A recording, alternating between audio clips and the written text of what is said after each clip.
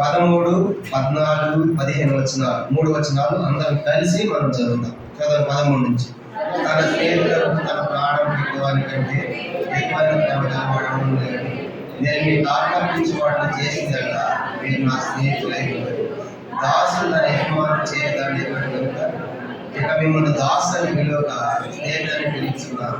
ఎందుకనగా నేను నా తండ్రి వల్ల నా సంగతులన్నింటినీ మీకు తెలియజేసేదని. కనుక అందరూ కూడా మరి హ్యాపీ ఫ్రెండ్షిప్ డే మీ అందరికి కూడా. ఈరోజు ప్రపంచం అంతా కూడా మరి స్నేహితుల దినోత్సవంగా జరుపుకుంటున్నారు. ఈరోజు నిజమైన స్నేహం ఏంటి అనేది మనం ఉదయకాంతం మనం చూస్తూ ఉన్నాం.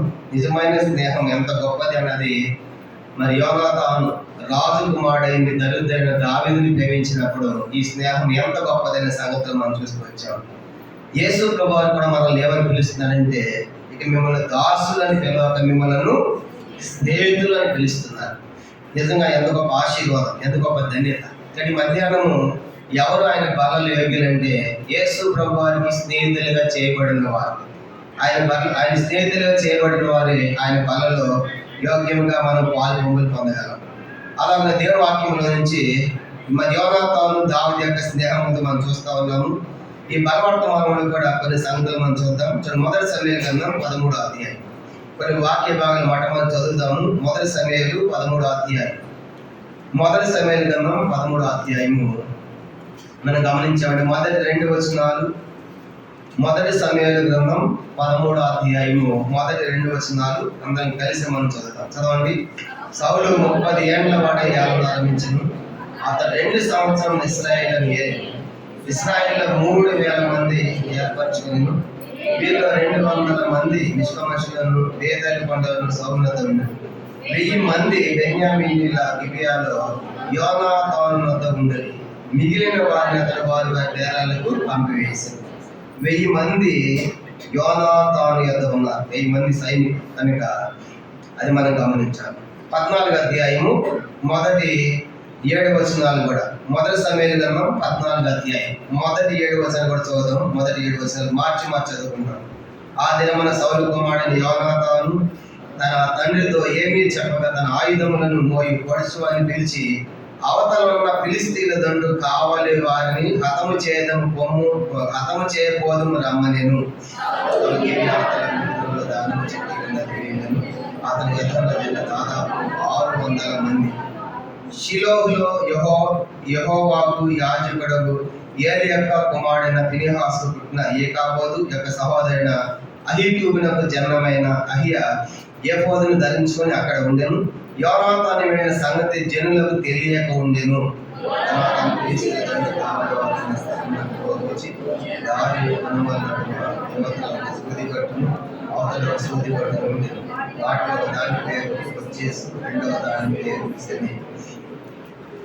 ఒక దాని కొమ్మ మిక్మషు ఎదుట ఉత్తర వైపునను, రెండవ దాని కొమ్మ గిబియా ఎదుట దక్షిణ వైపును ఉండేను.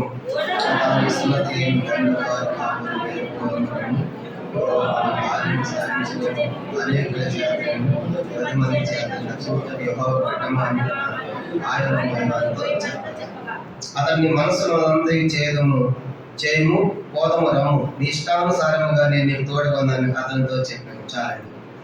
తర్వాత ఆఖరిగా మరొక భాగం చదువుదాము. ఇదే మొదటి సమూయేలు గ్రంథం మనకు 20వ అధ్యాయం.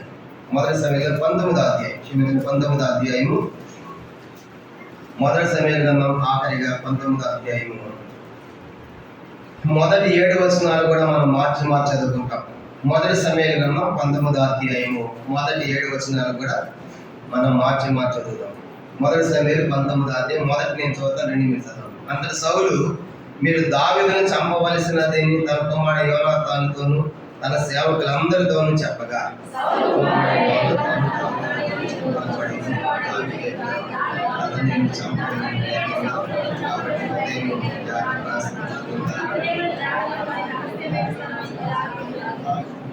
నేను వచ్చి నీ వల్ల చేనులో నా తండ్రి అది నిలిచి నిన్ను గూర్చి అతనితో మాట్లాడిన తరువాత నిన్ను గూర్చి నాకేమైనా తెలిసిన దాన్ని నీతో తెలియజేయకపోతే నేను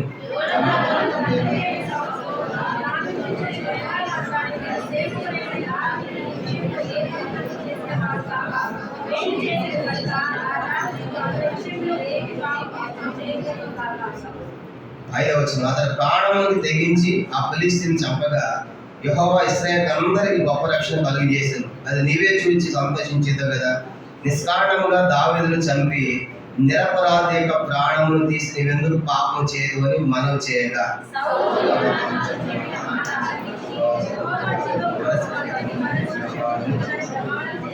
అప్పుడు యోనాతాను దావీదుని పిలుచుకొని పోయి ఆ సంగతులన్నీ అతనికి తెలియజేసి, దావీదును సౌలు వద్దకు తీసుకొని రాగా దావీదు మునిపట్లాగా అతని సన్నిధిని ఉండేది. చాలండి. ప్రభు చదివిన లేఖన భాగములన్నింటినీ ఆశీర్వదించి మనందరితో కూడా మాట్లాడదుగా.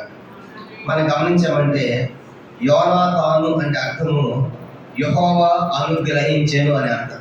యోనాతాను అనేటువంటి పదానికి అర్థము, యోనాతాను అంటే యెహోవా అనుగ్రహించెను అని అర్థం. ఎందుకంటే యెహోవా బహుమానం అనే అర్థం కూడా అన్నమాట. యోనాతాను అంటే యెహోవా అనుగ్రహించెను అని అర్థము. బైబిల్లో మనకు మొత్తము యోనాతాను అనే పేరు కలిగిన వారు 14 మంది ఉన్నారు. ఎంతమంది అంటే మొత్తము 14 మంది యోనాతానులు ఉన్నారు. కానీ ఈరోజు మనము వాటిలో సౌలు కుమారుడైన యోనాతాను గురించి మనం చూడబోతున్నాం. కానీ మొత్తము 14 మంది యోనాతానులు మనం చూడబోయేది సౌలు కుమారుడైన యోనాతాను. తర్వాత యోనాతాను అనే పదములోని 2 పేర్లు ఉన్నాయి. చెప్పండి ఎవరైనా. యోనాతాను అనే పదంలో 2 పేర్లు ఉన్నాయి.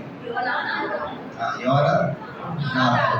నేను బాగా చెప్పాను కనుక చూసారా. కాబట్టి యోనా పేరు ఉంది, నాతాను, ఇద్దరు ప్రవక్తలే. యోనా ప్రవక్తే, నాతాను కూడా ప్రవక్తే. 2 పేర్లు యోనాతానులో మనం చూస్తాం. ఇంగ్లీష్లో జోనాతాన్ కనుక. తర్వాత ఇతను సౌలుకు ఎన్నో కుమారుడంట. చూడండి, 1 సమూయేలు గ్రంథం 1 దినవృత్తాంతములు 9వ అధ్యాయం. అదొకటి చదువుదాం ఒకసారి. సౌలుకి ఇతడు జ్యేష్ఠ కుమారుడు, మొదటి కుమారుడు. 1 దినవృత్తాంతములు మొట్టమొదటి 8వ అధ్యాయము 33, 34 వచనాలు. 1 దినవృత్తాంతములు 8వ అధ్యాయం. 1 దినవృత్తాంతములు 8వ అధ్యాయము 33, 34 వచనాలు చదువుతున్నాను, గమనించండి. మొదటి దినవృత్తాంతములు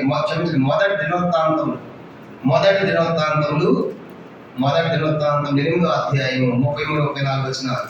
నేరు కీషును కనెను, కీషు సౌలును కనెను. తర్వాత సౌలు యోనాతానును, తర్వాత మల్కీషువాను, అబీనాదాబును, యష్బయేలును కనెను. కాబట్టి సౌలు యొక్క పెద్ద కుమారుడు యోనాతాను అని మనం చూస్తాం. 9వ అధ్యాయం ఇదే 1 దినవృత్తాంతములు 9వ అధ్యాయం 39, 40 వచనాలు కూడా. 39, 40 వచనాలు కూడా చూడండి. నేరు కీషును కనెను, కీషు సౌలును కనెను. సౌలు యోనాతాను, మల్కీషువాను, అబీనాదాబును, యష్బయేలును కనెను. కానీ పెద్ద కుమారుడు యోనాతానును చూస్తాం. 10వ అధ్యాయం 2వ వచనం. ఇదే 1 దినవృత్తాంతములు 10వ అధ్యాయం 2వ వచనం. ఫిలిష్తీయులు సౌలును అతని కుమారులను తరిమి సౌలు కుమారుడైన యోనాతాను, అబీనాదాబును, మల్కీషువాను హతము చేశారు. కాబట్టి వీటన్నిటిలో పెద్ద కుమారుడు ఎవరిని చూస్తాం మనము? యోనాతాను. కాబట్టి సౌలు యొక్క మరి సంతతిలో పెద్దవాడిగా మనకు యోనాతాను కనబడతాడు. అంటే జ్యేష్ఠ కుమారుడిగా యోనాతాను కనబడతాడు. బైబిల్లో ధర్మశాస్త్ర ప్రకారము పెద్దవాడు బల ప్రారంభం. పెద్దవాడు ఏంటంటే ఇంటికి తండ్రికి బల ప్రారంభం. కనుక పెద్దవాడే ఇంటి బాధ్యతలు చూడాలి. అంత మాత్రమే కాదు, ధర్మశాస్త్రం అలా ఉంది. జ్యేష్ఠుడిగా పుట్టిన వాడికి, పెద్దవాడిగా పుట్టిన వాడికి రాజ్యము పొందే హక్కు ఉందన్నమాట ధర్మశాస్త్ర ప్రకారం. దీన్ని బట్టి ఇప్పుడు సౌలు తర్వాత నెక్స్ట్ రాజు అవ్వాల్సింది ఎవరు? ధర్మశాస్త్రాన్ని బట్టి అయితే యోనాతానే. ఎందుకంటే జ్యేష్ఠుడిగా పుట్టాడుగా. కనుక జ్యేష్ఠుడైన వారికి ఏం చేయాలి? రాజ్యం ఇవ్వాలి. 1 దినవృత్తాంతం 2వ దినవృత్తాంతం 21వ అధ్యాయం చూడండి. జ్యేష్ఠుడైన యెహోరాముకు రాజ్యం ఇచ్చాడు. కారణం జ్యేష్ఠత్వం అనేది రాజ్యం పొందవచ్చు జ్యేష్ఠుడిగా పుడితే. 2వ దినవృత్తాంతములు 21వ అధ్యాయం. 2వ దినవృత్తాంతములు 21వ అధ్యాయము 3వ వచనం. 2వ దినవృత్తాంతం 21వ అధ్యాయం 3వ వచనం.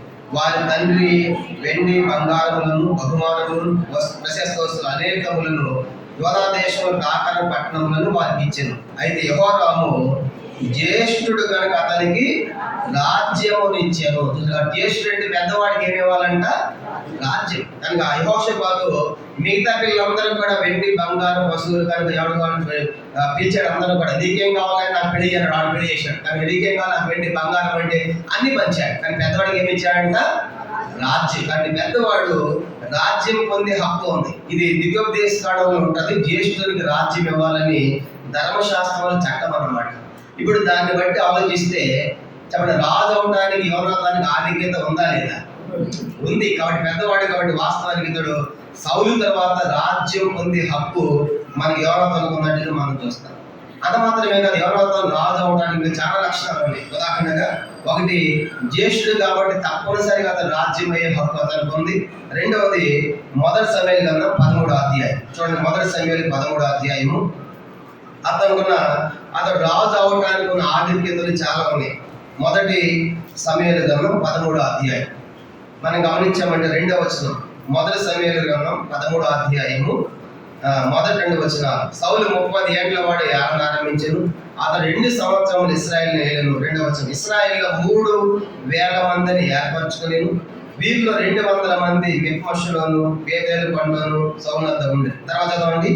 1000 మంది గిబియోనీయులు బెన్యామీనుల గిబియాలో యోనాతాను వద్ద ఉండేది. యోనాతాను ఎంతమంది ఉన్నారంట? 1000 మంది. మిగతా 2,000 మంది ఏమో సౌలు దగ్గర. అంటే ఆ సైన్యం 2 విభాగించి సౌలు దగ్గర 2,000 మంది పెట్టుకున్నాడు. ఒక 1000 మందికి ఇప్పుడు నాయకుడు ఎవరు చెప్పండి? 1000 మందికి నాయకుడు ఎవరు? యోనాతానే. అంటే రాజకుమారుడుగా ఒక మంచి నాయకుడిగా మనకు కనబడుతున్నాడు. కాబట్టి ఇతడు రాజు అవడానికి అందులో అనుమానమే, సందేహమే లేదు. కనుక ఒకటి, జ్యేష్ఠుడు కాబట్టి రాజ్యం పొందవచ్చు. రెండవదిగా, అతడు తండ్రి ఉండగానే ఒక 1000 మందికి, అంటే సహస్రాధిపతి స్థానంలో ఉన్నాడు. శతాధిపతి అంటే 100 మందికి అధికారి, సహస్రాధిపతి అంటేనేమో 1000 మంది. కానీ యోనాతాని కదా 1000 మంది ఉన్నారు, పనివాడు సైనికులు ఉన్నారంటే అర్థం ఏంటంటే ఇతడు సహస్రాధిపతి ప్లేస్ లో ఉన్నాడు. కాబట్టి తండ్రి తర్వాత ఒక మంచి నాయకుడిగా సహస్రాధిపతిగా కనబడుతున్నాడు. దీన్ని బట్టి కూడా ఇతను తప్పనిసరి రాజు అయ్యే అవకాశం కూడా మనకు కనబడుతుంది. అంటే తండ్రి బతికుండగానే తండ్రితో పాటు యుద్ధంలో పాల్గొంటున్నాడు. 1000 మంది మీద అధికారం కలిగిన నాయకుడిగా మనకి యోనాతాను కనబడుతున్నాడు. ఇది 2వ గొప్ప లక్షణంగా మనం చూస్తాం. దీన్ని బట్టి కూడా అతడు యవన కాలంలోనే సౌలుకి ఎంత వయసు ఆరంభించినప్పుడు 30 సంవత్సరాలు తను పరిపాలిస్తున్నప్పుడు యోనాతాను ఉన్నాడు. అప్పుడు ఆల్రెడీ తండ్రితో పాటు యుద్ధంలో పాల్గొంటున్నాడు. తండ్రినేమో 2,000 మంది తన దగ్గర పెట్టుకుంటే 1000 మందికి ఇతను అధికారం ఉన్నాడంటే యోనాతాను ఒక మంచి నాయకుడిగా, యుద్ధ నేర్పరిగా మనకు కనబడుతున్నాడు. దీన్ని బట్టి కూడా ఇతను రాజు అయ్యే అవకాశం తప్పనిసరిగా ఉంది. చూద్దాము. మూడవది, మొదటి సమయాల గ్రంథం 14వ అధ్యాయం. మొదటి సమయాలు 14వ అధ్యాయము. ఫిలిస్తీన్లు వచ్చి ఉన్నారు. ఫిలిస్తీన్ల మీదకి ఇశ్రాయేలు యుద్ధానికి సిద్ధమవుతున్నప్పుడు యోనాతాను చేసిన పని ఏంటి? 14వ అధ్యాయం. 3వ సంగతి చూద్దాం. 14వ అధ్యాయం నేను చదివాను మొదటి నుంచి. ఆ దినమున సౌలు కుమారుడైన యోనాతాను తన తండ్రితో ఏమీ చెప్పగా తన ఆయుధములను మోయి పొడుచు అని పిలిచి, అవతలున్న ఫిలిస్తీన్ల దండు కావలి వారిని హతము చేయబోదము రమ్మనేను. అటువైపున ఫిలిస్తీన్లు దిగి ఉన్నారు, మరొక వైపున ఇటు ఇశ్రాయేలు ఇద్దరు దిగి ఉన్నారు. అది యోనాతాను చేసిన పని ఏంటంటే తన తండ్రి అయిన సౌలుకి ఏమీ చెప్పకుండా తన దగ్గర పని వాళ్ళతో చెప్పండి, యుద్ధానికి ఎంతమంది పోతా ఉంటున్నాడు? యుద్ధానికి ఎంతమంది తీసుకెళ్తున్నాడు? ఇద్దరే. కనుక నేను పోతాను, నాతో పాటు కూడా. ఎవరి మీద కంట? ఫిలిస్తీన్ల దండు మీద. ఎంత ధైర్యం యోనాతానికి! కనుక వాడు సైన్యంగా సమూహంగా దిగి ఉంటే నువ్వు ఒక్కడిని తీసుకుని పోయి ఏం చేయాలనుకున్నాడు యోనాతాను?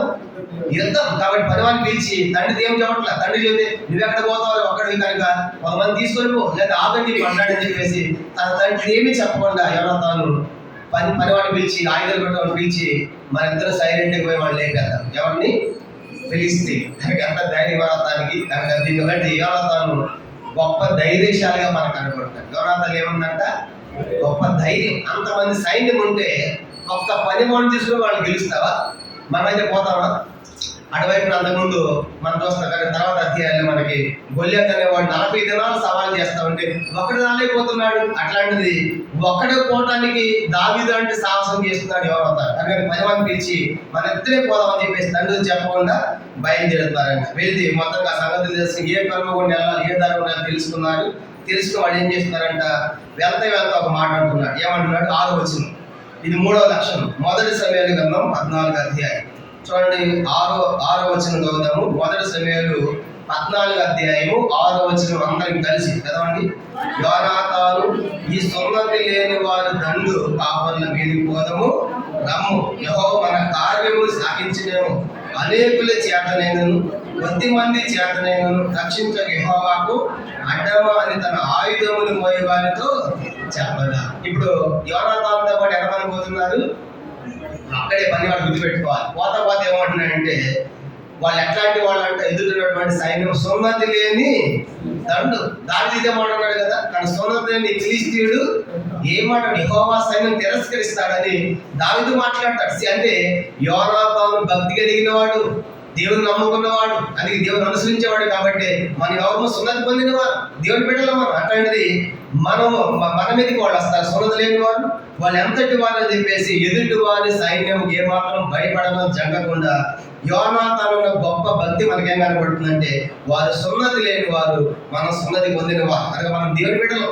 మనం వాళ్ళు ఏం చేస్తారు అని తన భక్తిని కనపరుస్తున్నాడు. ఆయన ఎంత గొప్ప భక్తిో మనకు కనబడుతుంది. సున్నతి లేని వారిని మాట్లాడుతున్నారంటే ఇతడు సున్నతి పొంది దేవుల్లో ఎంత గొప్పగా ఉన్నాడో మనం అర్థం చేసుకోవచ్చు. ఇంకేమంటాడు 6వ వచనంలోనే, యెహోవా ఎట్లా చేస్తాడంటే, యెహోవా మన కార్యములు సాగించలేమో, ఇతనే పోతున్నాం, ఆయన భయపడవద్దు అని దేవుడు ఈ కార్యం ముందు సాగిస్తాడు. ఎట్లా సాగిస్తాడు? యెహోవా అనేకుల చేతనైనను కొద్ది మంది చేతనైన. దేవుడు అనేకుల ద్వారా విజయం ఇవ్వగలడు, కొద్ది మందితో కూడా విజయము ఇస్తాడు. అంటే ఇదేం తెలియజేస్తుందంటే, యోనాతానులో ఉన్న విశ్వాసాన్ని తెలియజేస్తాం. కానీ మన ఇద్దరంగా పోయిన యుద్ధం ఇస్తాడు, విజయం ఇస్తాడు. యుద్ధంలో ఎక్కువ మంది పోయిన మన విజయము సాధించవచ్చు. అంటే యోనాతాను పలికి ఈ మాట అంటే విశ్వాసపు మాట. దేవుడు ఎక్కువ మందితోనే కాదు, కొద్ది మందితో కూడా విజయము ఇవ్వగలంటే యోనాతానులో విశ్వాసం చూడండి ఎంత గొప్పదో. కాబట్టి అతడు జ్యేష్ఠుడిగా పుట్టాడు, రాజు అవ్వచ్చు. అంత మాత్రమే కాదు, అప్పటికే 1000 మంది మీద అధికారం కలిగి ఉన్నాడంటే సహస్రాధిపతి స్థానం రాజు అవ్వచ్చు. అంత మాత్రం తండ్రితో చెప్పకుండా ఒక సైన్యం మీదకే పోతున్నాడంటే ఎంత ధైర్యం ఉందో మనం చెప్పవచ్చు. ధైర్యమే కాదు, వాళ్ళ గురించి సున్నతి లేని వారు మనల్ని బెదిరిస్తారా? తన సున్నతి పొందిన మనం ఎవరు? యెహోవా బిడ్డలు కాదని చెప్పేసి తాను ధైర్యపరచుకోండి. కనుక ఎదుటి వారి విషయంలో ఎంత ధైర్యంగా మాట్లాడుతూ మనం చూస్తాము. అంత మాత్రమే కాకుండా దేవుడు గొప్పవారి చేతనే కాదు, కనుక కొద్ది మంది ద్వారా కూడా నియమిస్తాడు, మనకి విజయం ఇస్తాడంటే. అంటే కొద్ది మంది అంటే ఎంతమంది ఉన్నారు వాళ్ళ దగ్గర? ఇద్దరే కదా. ఆయుధాలు మోసేవాడు యోనాతాను. అంటే ఇద్దరు ద్వారా మనకి జీవిస్తాడంటే ఎంత గొప్ప విశ్వాసం. అంటే యోనాతాను జ్యేష్ఠుడిగా మనకు కనబడతాడు, మంచి నాయకుడిగా మనకు కనబడుతున్నాడు, తర్వాత మంచి ధైర్యశాలిగా మనకు కనబడుతున్నాడు, మంచి విశ్వాస వీరుడుగా. అనగా ఇద్దరినే కదా, మన వాళ్ళు ఏమవుతుంది అనకుండా యెహోవా ఇద్దరి చేతనే రక్షించగలడు, కొద్ది మంది చేత ఎక్కువ మంది చేత రక్షిస్తాడంటే అతను గొప్ప విశ్వాసాన్ని మనం చూడవచ్చు, విశ్వాస మాటలు కూడా మనం చూడవచ్చు. అలాగే ఏమంటాడంటే, ఇంకా మనం పోదామని కానీ పనివాడు నీకు తోచినంత చెప్పి పోదామన్నా పోయి ఏం చేస్తాడంటే 8వ వచనం 14 అదే 8వ వచనం. అప్పుడు యోనాతాను మన వారి దగ్గరికి పోయి మనలను వారికి అగుపరుచుకుందాం. ఇద్దరు పోయి మనం కనపడతాం, వాళ్ళకి అర్థమైందా? కాబట్టి అంత గుంపు సైన్యానికి ఇద్దరు పోయి అగుపరుచుకోవాలంటే ఎంత ధైర్యం యోనాతానులో ఉండాలి. ఇవన్నీ మనకేం తెలియజేస్తున్నాయంటే, యోనాతాను రాజు అవడానికి ఏమాత్రం సందేహము లేదు. కనుక జ్యేష్ఠుడిగా రాజవచ్చు, మంచి నాయకుడిగా ఉన్నాడు, అంత మాత్రమే కాదు భక్తిపరుడిగా ఉన్నాడు, అంత మాత్రమే కాదు ధైర్యశాలిగా మాట్లాడుతున్నాడు, ధైర్యంగా ముందుకెళ్తున్నాడు, విశ్వాసం మాటలు పలుకుతాడు, విశ్వాసం ఉంది అతనిలో. కానీ ఇవన్నీ చూసినప్పుడు అతను రాజు అవడానికి ఏమాత్రమూ సందేహం లేదు. ఇంకా మనం ఆలోచిస్తే యోనాతాను గురించి ఇంకా ఏమంటాడు ఆయన?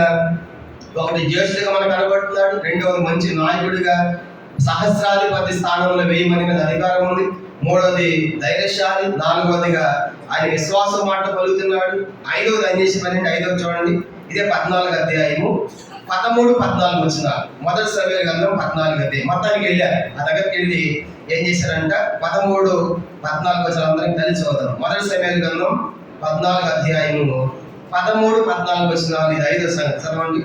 అతడు అతని వెనుక అతని ఆయుధములు మోయవాడు, తమ చేతులతోను కాళ్ళతోను రావి ఎక్కి ఫిలిష్తీయులు యోనాతాను దెబ్బకు పడగా అతని వెనక వచ్చు అతని ఆయుధములు మోయవాడు వారిని చంపారు. 14 యోనాతాను అతని ఆయుధములు మోయవాడు చేసిన ఆ మొదటి ఉదయం దాదాపు 20 మంది పడి ఒక దినమున కాడి ఎడ్లను దున్ను 1/2 ఎకరము నేల పొడుగు నది అని. మొత్తానికి ఆ కొండ ఎక్కారంటే, ఆ కొండ ఎక్కాలంటే ఏటాలు కొండ మొత్తానికి ప్రాకారు ఉడుంపొట్టు అంటారు కదా, అలా కొండ ఎక్కి కనుక ఈ ముందు పోతాం వెనకాల పగలకుండా పోతే వెనకున్నటువంటి కత్తి చంపుకుంటూ ఇచ్చాడు. ఇద్దరు ఎంతమంది చెప్పారంట ఆ రోజు? 80 మందిని చంపారు. ఇదేం తెలియజేస్తుందంటే యోనాతాను ఒక విజయశాలిగా మనకు కనబడుతున్నాడు. ఇద్దరిగా ప్రారంభించి పోయి మొత్తానికి విజయం సాధించారు. ఫిలిష్తీయుల మీద పోయి 20 మందిని చంపేశారు. 6 ఎకరం పొలం స్థలం అంత ప్లేస్ లో ఇద్దరే పోయి దాదాపు 20 మందిని చంపారంటే యోనాతాను గొప్ప విజయశాలిగా మనకు కనబడుతున్నాడు. కాబట్టి వీటన్నిటిని బట్టి మనం చూసినప్పుడు చెప్పండి, సౌలు తర్వాత రాజు ఎవరు అవ్వచ్చు? యోనాతాను. కానీ యోనాతాను కాలేదు. కారణం ఏంటంటే సౌలు యొక్క శాపం, సౌలు యొక్క అవిధేయత. బాగా పెట్టుకోవాలి. తన తండ్రి సౌలు అవిధేయుడైపోయినాడు దేవునికి. కనుక తండ్రి యొక్క అవిధేయత అన్నది, తండ్రి యొక్క శాపం అన్నది పిల్లల మీదకి వచ్చిందిగా మనకు కనబడుతుంది. వాస్తవానికి ఇప్పుడు రాజు అవ్వాల్సింది యోనాతానికి అవడానికి, రాజు అవడానికి ఏమాత్రం సందేహం లేదు. కానీ సౌలు యొక్క అవిధేయత అన్నది అది శాపంగా మారి పిల్లలకు వచ్చి పిల్లలు రాజులు కాకుండా చేసింది యోనాతాను యొక్క మరి దౌర్భాగ్యం కాదు. ఎవరిని బట్టి? అది తన తండ్రి సౌలుని బట్టి. కానీ మధ్యలో ఆలోచించాలి, తల్లిదండ్రులుగా మనం మన పిల్లలకి దీవెనలు తేవాలి, ఆశీర్వాదాలు తేవాలి. కానీ తల్లిదండ్రులుగా మన పిల్లలకి శాపము, నష్టం మన ద్వారా వాటిల్లకూడదు. కానీ ఇప్పుడు ఇన్ని గొప్ప లక్ష్యం ఉన్నప్పటికీ కూడా రాజు ఎందుకు కాలేకపోయాడంటే ఒకే కారణం. ఎవరు బట్టి అంట? సౌలుని బట్టి. వాస్తవం దేవుడు ఏమన్నాడు సౌలు గురించి? 13వ అధ్యాయం అందరం కలిసి చూడండి. 13, 14 వచ్చినారు. మొదటి సమూయేలు గ్రంథం 13వ అధ్యాయం. 13వ అధ్యాయం 13, 14 వచ్చిన అందరూ చదువుతాం. 13. అందుకు సమూయేలు నీ దేవుడు యెహోవా నీకు ఇచ్చిన ఆజ్ఞను గైకొనని అవివేకం చేసితివి.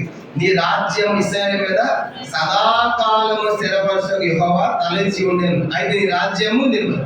సౌలు అంటాడు, సౌలు నీ రాజ్యం ఇశ్రాయేలు మీద ఎంతకాలం అంట? సదాకాలం ఉందంటున్నాడు దేవుడు. సదాకాలం అంటే సౌలు ఎవడవుతారు? రాజు యోనాతాను అవ్వాలి. కనుక సదాకాలం నీకు రాజ్యం ఇద్దాం అనుకున్నాడు దేవుడు. కానీ నువ్వేం చేశావు?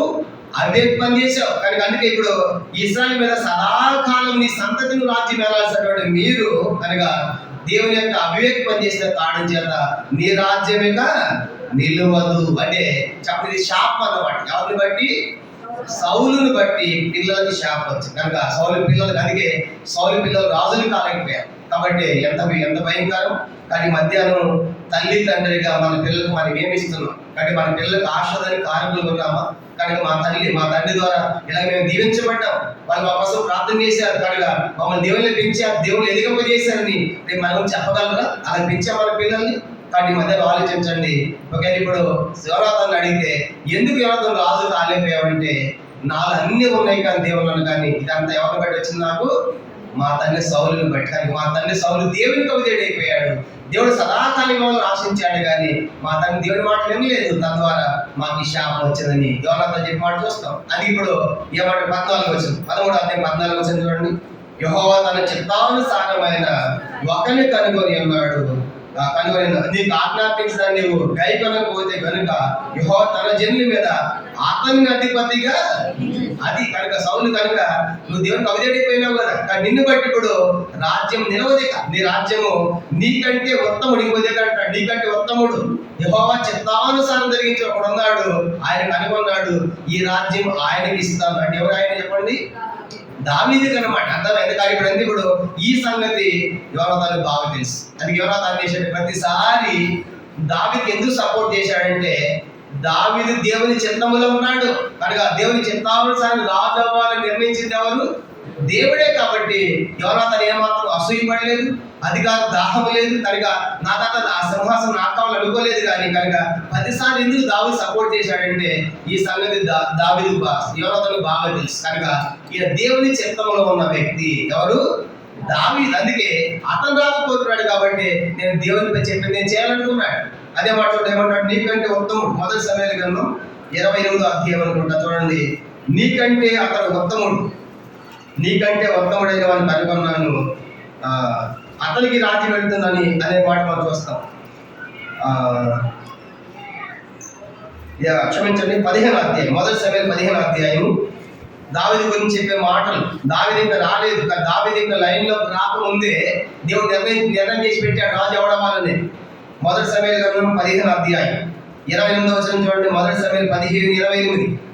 అప్పుడు చదవండి 15. అప్పుడు సమూయేలు అతనితో ఇట్లనెను, నేడు యెహోవా ఇశ్రాయేలు రాజ్యమును నీ చేతి నుండి లాగివేసి నీకంటే ఉత్తముడని నీ పొరుగువాని దాన్ని అప్పగించి కనుక ఇప్పుడు రాజ్యం నీ చేతులు లాగివేస్తున్నాడు. తనకి సౌలు చేతులు లాగివేసి నీకంటే ఎవరైనా ఆయన ఉత్తముడు. ఎవరైనా దావీదు అక్కడ మనకి 16 నెలలు కనబడతాడు. దావీదు రాకముందే నిర్ణయించేసాడు దేవుడు. కనుక నీ దేవుని చిత్తానుసారమైన వ్యక్తి దావీదు.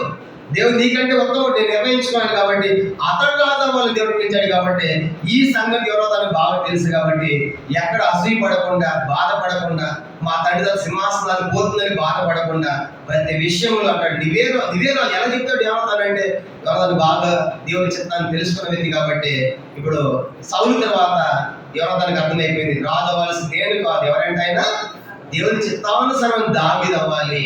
కనుక దేవుని ఉత్తమమైన దావీదు అవ్వాలని గ్రహించాడు. కాబట్టి అందుకే యోనాతానుకు దావీదు చాలా సపోర్ట్ చేశాడు. అంటే దీన్ని బట్టి యోనాతాను ఎంత ఆత్మీయుడో మనం అర్థం చేసుకోండి. మనమైతే ఏం చేస్తాం, యోనాతాను వేస్తే మనం ఉందాం అనుకోండి, మన సింహాసనం పోతుంది అనుకోండి, మన అధికారం పోతుంది అనుకోండి, మన తండ్రి తర్వాత మన వేళల్లో మనం ఏం చేస్తాం చెప్పండి, ఎట్లని వాడిని చంపేసి కనుక నేను సింహాసనం దక్కించుకోవాలి. కనుక మా తండ్రిది, కనుక మా తండ్రి వారసత్వం కదా, రాజరికం కదా, మేము వెళ్ళాలి కదా అని చెప్పేసి వాడిని చంపేసి మనం కూర్చుంటాం. అర్థమైందా?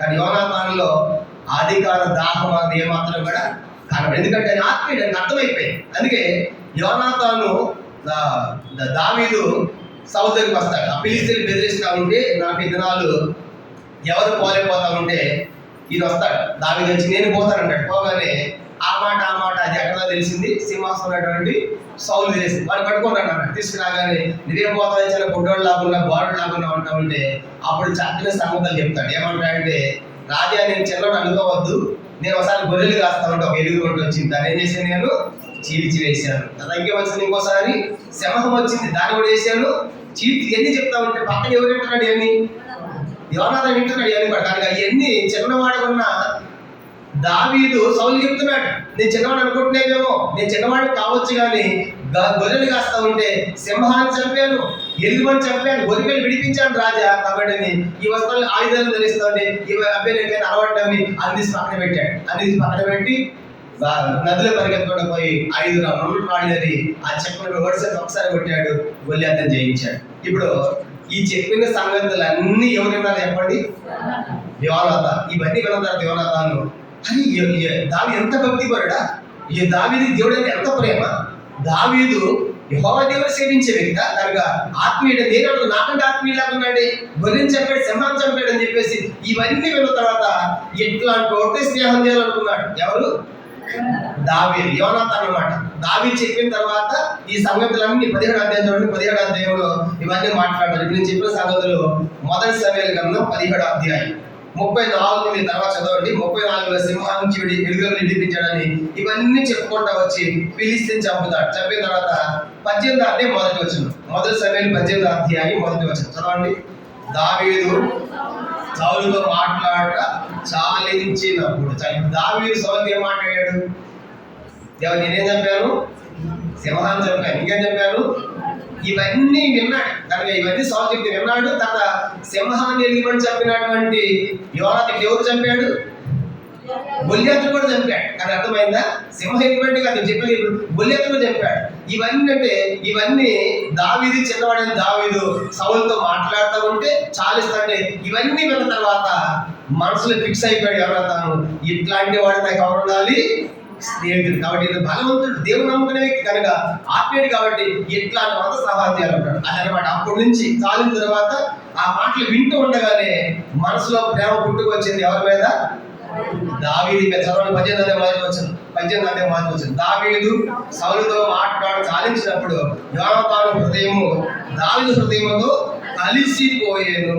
యోనాతాను దావీదును తన ప్రాణ స్నేహితులను భావించుకుని అతనిని, అదన్నమాట. అర్థమైందా? కాబట్టి ఇప్పుడు ఇవన్నీ విన్నప్పుడు అర్థమైపోయింది ఎంత గొప్ప ఆత్మీయమైన స్థాయిలో దావీదు ఉన్నాడు. కాబట్టి దావీదు దేవుని చిత్తం జరిగించేవాడు, దావీదు ఉత్తముడు. కాబట్టి దావీదు ఇన్ని విజయాలు సాధించేవాడు. కాబట్టి తప్పనిసరిగా రాజు ఎవరవ్వాలి, దావీదు అని చెప్పి ఆలోచించి ఇట్లాంటి వదనే స్నేహం చేయాలనుకున్నాడు. అదన్నమాట. ఇప్పుడు యోనాతాను దావీదుల స్నేహము ఇక్కడ ఫిక్స్ అవుతుంది అనమాట. ఎక్కడ ఇది ఎన్ని విన్న తర్వాత సింహాన్ని చంపాడు, ఎలుగుబంటిని చంపాడు, ఇప్పుడు ఏం చేశాడు, గొల్లియాతును కూడా చంపాడు. ఇవన్నీ విన్న తర్వాత ఇట్లాంటి వాటిని శ్రావణం చేయాలి. కాబట్టి ఈరోజు స్నేహితుల దినోత్సవం సందర్భంగా, friends day, happy friendship day సందర్భంగా మరి మన స్నేహితులు ఎట్లాంటి వాడు, విజయాలు సాధించేవాడు కదా. అంత ఓడిపోయి రోడ్డు అంటే తిరిగి 10th క్లాస్ 4 సార్లు ఫెయిల్ అయిపోయి ఉద్యోగం లేకుండా పని పాట తిరిగి వాడు మన స్నేహితుల. కాబట్టి ఎట్లాంటి వాళ్ళు మన స్నేహితులు పెట్టుకున్నాం, అర్థమైందా? కానీ ఇప్పుడు దావీదు, యోనాతాను దావీదు స్నేహం ఎంత గొప్పదంటే, ఇంకా మనం ముందుకు చూసామంటే ఇంకేం జరిగిందంట, ఇట్లా మొత్తానికి గొల్లియాతును చంపుతాడు. చంపిన తర్వాత ఓ పాట పాడారు. దావీదుకేమో సౌలుకేమో 1000 కొలది, దావీదుకేమో 10,000 కొలది పాట పాడగానే వ్యర్షపు చూపు నిలిపారండి. దావీదుని పొగుడుతా ఉంటే తట్టుకోలేకపోయాడు. యోనాతాను కాదు, ఎవరు? సౌలు. వాస్తవానికి ఎవరికి ఉండాలి మనసులు అట్లాగా? అది ఈ పొడితే ఎట్లా, నేను రావాలి కదా మా ఆయన తర్వాత ఈ పొగితే ఎట్లని యోనాతానికి ఉండాల్సింది. కనుక యోనాతానికి ఆ మనసు లేదు, కనుక వ్యర్షపు చూపు లేదు. 18వ అధ్యాయం 11వ వచనం, మొదటి సమూయేలు 8వ అధ్యాయం 11వ వచనం చూడండి. 18వ అధ్యాయం 11వ వచనం. ఒకప్పుడు సౌలు చేతిలో ఒక ఈట ఉండగా దావీదుని పొడిచి గోడ బిగించుదు అనుకొని సౌలు ఆ ఈటని విసిరాడు. అయితే అది తగలకుండా దావీదు 2 మార్లు తప్పించుకొని, కానీ ఇప్పుడు ఆ ఇంట్లో ఉన్నప్పుడు ఈట ఇసిరితే దావీదు దావీదు తప్పించుకొని పోయాడు. ఇవన్నీ యోనాతాను తెలిస్తే బహుశా బాధపడి ఉంటాడు, సంతోషపడి ఉంటాడు? బాధపడ్డా. ఎందుకని చెబుతున్నావు? దావీదు కనుక దేవుని చిత్తంలో ఉన్న వ్యక్తి, ఉత్తముడైన, విజయం సాధించిన వాడు, నువ్వు ఎందుకు చెప్పాలనుకుంటున్నావని యోనాతాను దావీదు ఇలాంటి సందర్భాల్లో ఎన్నోసార్లు బాధపడేట్టుగా మనకు కనబడుతుంది. అధికారం, దాహం కూడా రాకుండా నేను సింహాసనం ఎక్కాలని ఆ తృష్ణ ఆశ కూడా ఎవరు చెప్పండి, యోనాతాను. అందుకే 19వ అధ్యాయం ఏమన్నాడు, 19వ అధ్యాయం కాగానే దావీదు సౌలు ఫిక్స్ అయిపోయాడు, వీటిని ఎట్లా చంపేయాలి దావీదు అనుకున్నాడు. 19వ అధ్యాయము మనం చదువుకున్నాం కదా. అనుకుని మీరు యోనాతాను చంపాలి అని ఆయన ఆజ్ఞ జారీ చేస్తున్నాడు సౌలు. మొదటి సమూయేలు గ్రంథం 19వ అధ్యాయం 1వ వచనం. అంతటా సౌలు మీరు దావీదును చంపవలసిందని తన కుమారుని యోనాతానుతోను తన సేవకులందరితోనూ చెప్పగా, 2 సౌలు కుమారుని యోనాతాను దావీదు యందు ఒక ఇష్టం గలవాడండి. దావీదు ఇట్లను, నా తండ్రి అయిన సౌలుని చంపాలని ప్రయత్నం మీద ఉన్నాడు, కాబట్టి నీకు ఉదయం జాగ్రత్త పడి రహస్యమైన స్థలం ముందు దాగేడు. ఆలోచించండి, ఒకే ఇంట్లో శత్రువు ఉన్నాడు, మిత్రుడు ఉన్నాడు. చెప్పండి, ఒకే ఇంట్లో. అర్థమైందా? సౌలు ఇంట్లో శత్రువేమో సౌలు దావీదు, మిత్రుడేమో కుమారుడైన యోనాతాను. దావీదేమో శత్రువు, సౌలేమో చంపాలి వెంటబడతా ఉంటే ఈ రహస్యాలు లీక్ చేస్తా ఉన్నాడు. నీట్ పేపర్ లీక్ చేసినట్టుగా దేశంలో మనం ఎంతో చేశారు కదా పార్లమెంట్లో, నీట్ పేపర్ లీక్ అయినాయి. కానీ ఇప్పుడు ఇంట్లో లీక్ చేస్తుంది ఎవరు చెప్పండి? యోనాతానే. కనుక లీక్ చేయటము, అతను ముందుగా తెలియజేయటం ఎవరికి? దావీదుకు తప్పించడం. కనుక నీట్ పేపర్ లీక్ చేసినట్టుగా ఈయన లీక్ చేశారనమాట. దీన్ని బట్టి జాగ్రత్త పడుతున్నాడు, పారిపోదా తప్పించుకున్నాడు దావీదు. కనుక అలా ఇప్పుడు చంపాలనుకున్నప్పుడు ప్రతిసారి ఈ సందర్భంలో కూడా ఇలా తప్పిస్తాడు. నువ్వేం భయపడదు, యోనాతాను దావీదు ఎలాగా నేను చూసుకుంటా కదా, మా తండ్రి నీ విషయం ఎట్లా అంటున్నాడు, ఏం చేయాలనుకుంటున్నాడని అన్ని విషయాలు చెప్తా ఉండి అలా తప్పిస్తూ ఉంటాడు. తప్పిస్తూ ఉండి ఒక సందర్భం వచ్చినప్పుడు వెళ్ళి అడుగుతాడు, ఎందుకు ఆయన అవసరం చదువుతున్నావు దావీదు, ఆయన ఏం పాపం చేశాడు నిష్కారణంగా? ఆ రోజు పిలిస్తే ఒక్కడి యుద్ధానికి వెళ్ళిపోయాడు కదా, నువ్వే చూసావు కదా, ఒక్కడు ప్రాణాలకు తెగించి ఇశ్రాయేలుని ఎలా రక్షించాడో చూసావు కదా, అట్లాంటి నిరపరాధ నిర్దోషం చంపొచ్చా అని చెప్పేసి అతని పక్షంగా మాట్లాడంటే కూడా మనం చూస్తాం. కనుక అతని పక్షంగా మాట్లాడంటే ఇది యోనాతాను నిస్వార్థమైన ప్రేమ చిహ్నంగా కనబడుతుంది. అంతేగాని తండ్రితో కలిసి లేపేదంటే అనే మాట అనలేదే. కనుక తండ్రి చంపుతున్నప్పుడు కూడా ఎన్నోసార్లు యోనాతాను దావీదును అలా తప్పించి యోనాతాను పక్షంగా గలబెత్తి గొంతెత్తి కూడా తండ్రితో కూడా మాట్లాడేట్టు కూడా మనకు అర్థమవుతుంది. అలాగా ఎన్నో సందర్భాలు తప్పించబడ్డాడు.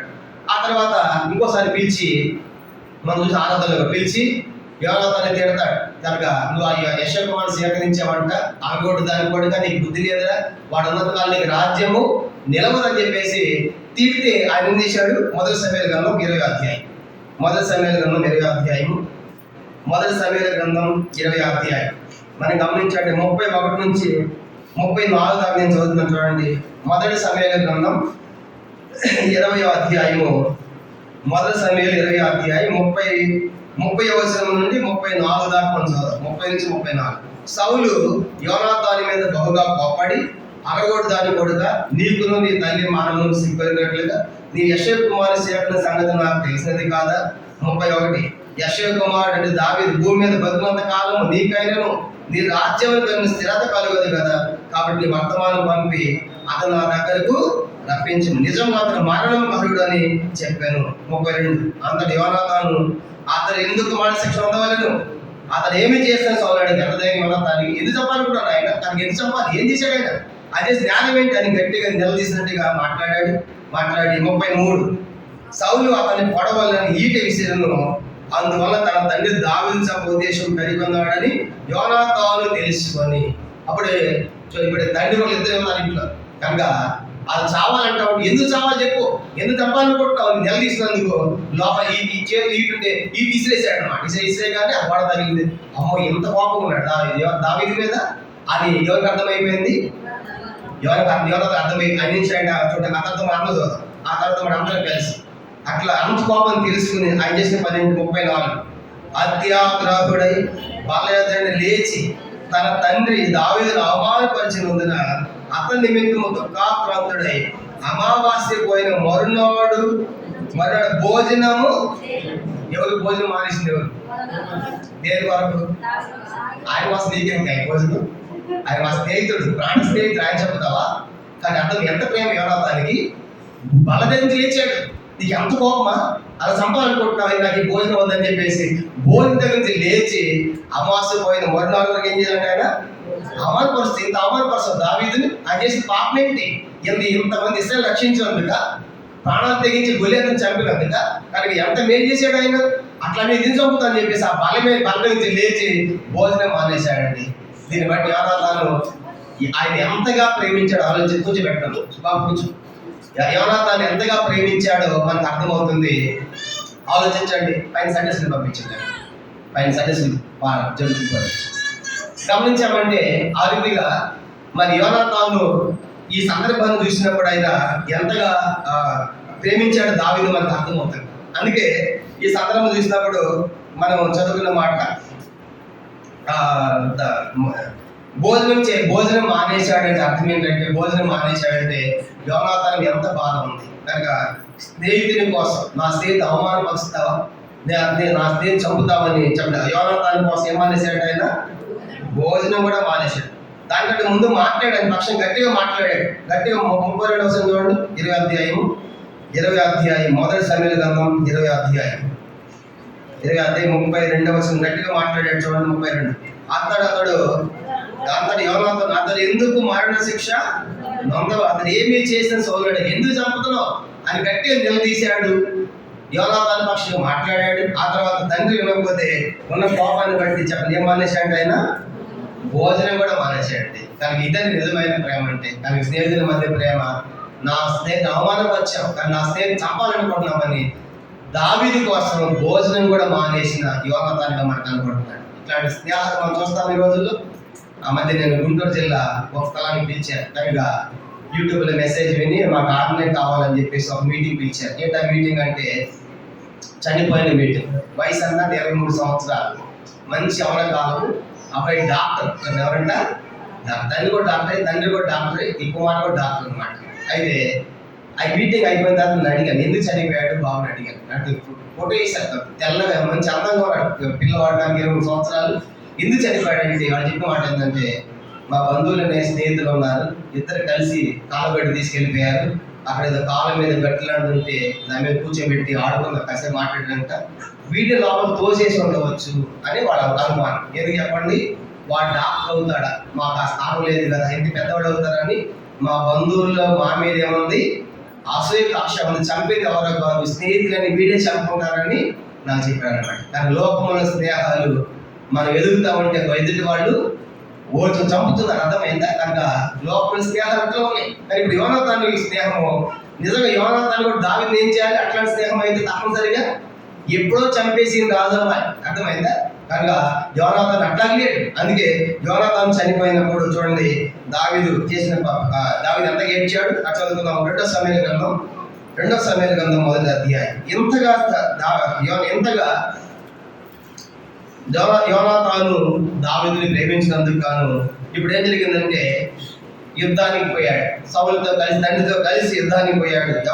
ఎవరి మీదకి, ఫిలిష్తీయుల మీదకి. 2వ సమూయేలు గ్రంథం 1వ అధ్యాయం 25. 2వ సమూయేలు 1:25.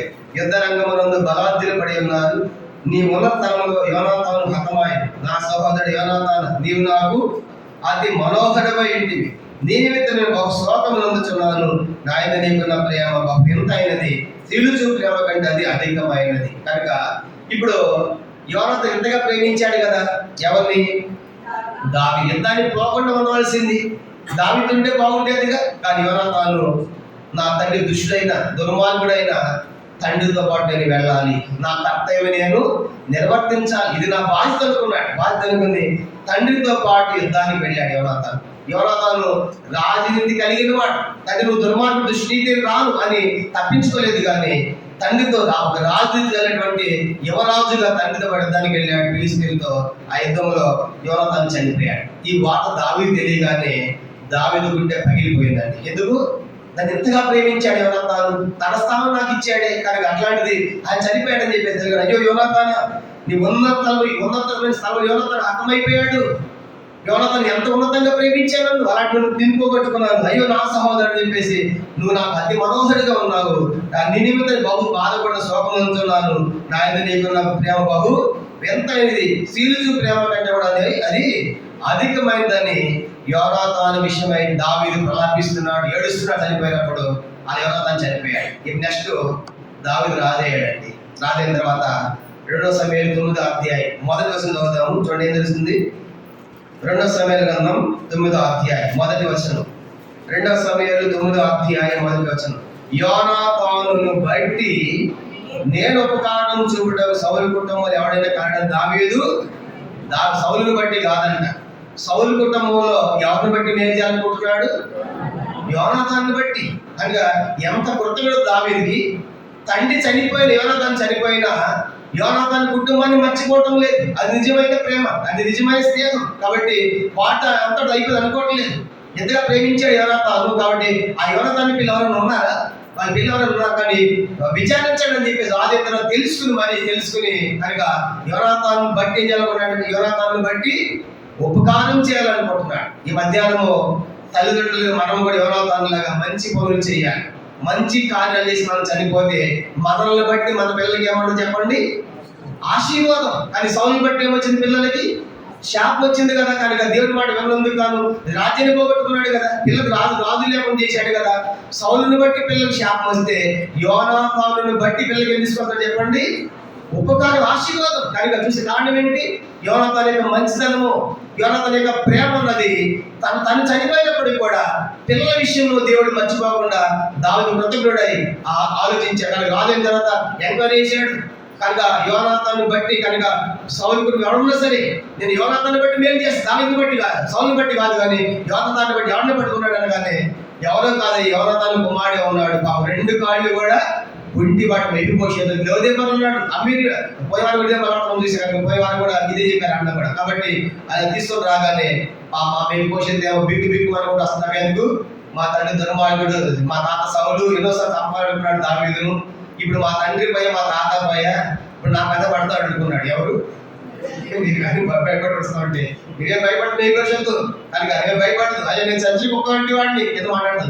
ఆయన చచ్చని కుక్కని అంటే నువ్వు చచ్చని కుక్క బదిలి కుక్క అని చెప్పేసి పిలిచి బాల యొద్ద రాజకుమారులు ఒకటి చేసి సదాకాలం బాల యొద్ద భోజనం పెట్టాడు. ఇది కాదు నిజమైన ప్రేమకు నిదర్శనం. ఇది కదా. కాబట్టి ఇది కదా ప్రేమ అంటే. స్నేహితుడు చనిపోయిన స్నేహితుడి యొక్క పిల్లలను దావీదు మర్చిపోవట్లేదండి. ఎంత గొప్ప ప్రేమ, నిజమైన ప్రేమ. కానీ ఈ మధ్య అట్లాంటి స్నేహితులు మనం సంపాదించుకోవాలి. అర్థమైందా? మనం పోయినప్పుడు మనం పోతాం.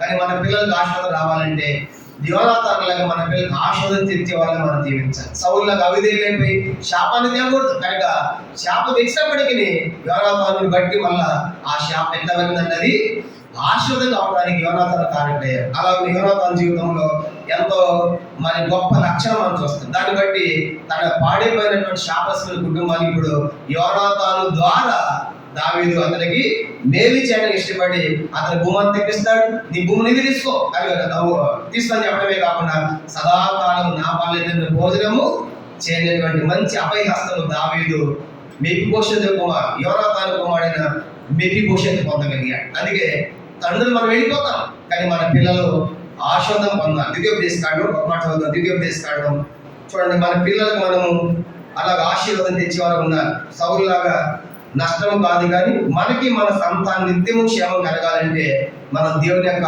ఆజ్ఞలు మనం పాటించినప్పుడు మనం ఇప్పుడు మన పిల్లలతో ఉన్నాం. ఒకవేళ మన పిల్లలు ఇచ్చేట్టు మనం వెళ్ళిపోతాం కనుక పిల్లలతో ఉండవలసిన దేవుడు.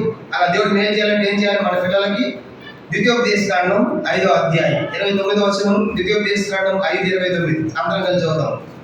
నేను వారి ద్వితీయోపదేశకాండము 5వ అధ్యాయము 29వ వచనం, వారికి వారి సంతానమునకు నిత్యము క్షేమము కలిగినట్లు వారు నా యందు భయభక్తులు కలిగి నాకులన్నిటిని అనుసరించుచు మనస్సు వారికి ఉండిన వారికి వారి సంతానం. కానీ నువ్వు ఉండవు, నేను ఉండవు, మన పిల్లలతో మనం ఉండం, కానీ మన పిల్లల సంతానం నిత్యం మేలు కలగాలని మనం ఏం చేయాలి? దేవుని యొక్క ఆజ్ఞలను పాటించాలి. మనం దేవుని యొక్క ఆజ్ఞలు పాటిస్తే మనం ఉండం, కానీ మన పిల్లలు నిత్యం ఆశీర్వాదమే. అర్థమైందా?